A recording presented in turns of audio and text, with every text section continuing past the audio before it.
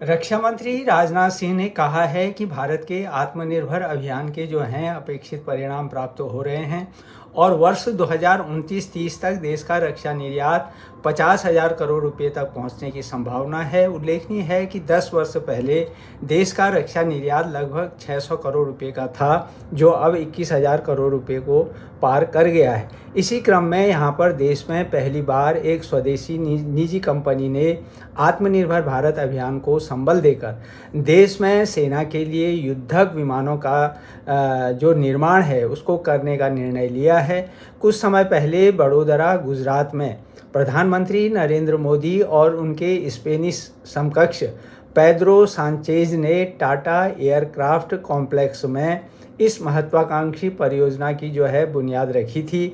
उल्लेखनीय है कि टाटा एडवांस सिस्टम्स लिमिटेड और स्पेन की जो एयरबस के संयुक्त उपक्रम में 40 C295 विमानों का निर्माण होगा।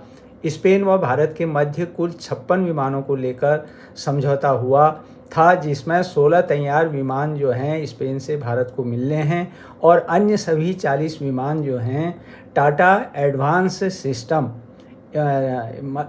लिमिटेड भारत के वडोदरा प्लांट में जो है बनाए जाएंगे। दरअसल C295 विमान जो हैं सैनिकों, साजो सामान तथा हथियारों को लाने ले जाने में खासा मददगार होता है। साथ ही यह छोटी हवाई पट्टी व दुर्गम इलाकों में भी उड़ान भर सकता है। अपने इस अभियान में सरकार ने न केवल विदेशी निवेश को आमंत्रित किया, बल्कि देश के निजी क्षेत्र को भी भरपूर संसाधन व पर्याप्त मौके उपलब्ध कराए हैं। इस प्रकार रक्षा क्षेत्र में हमारी आत्मनिर्भरता की ऐसी कोशिशों से देश में रोजगार के अवसर भी बढ़ेंगे। ऐसा करके हम न केवल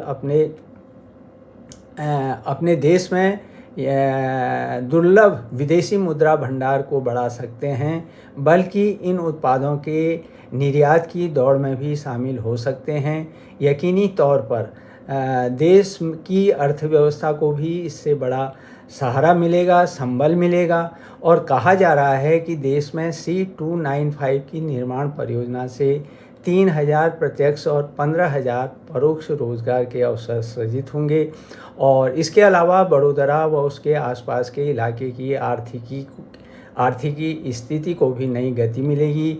वहीं इन विमानों में उपयोग में आने वाले जो स्वदेशी कलपुर्जे हैं उनसे भी विभिन्न आय के साधन विकसित होंगे।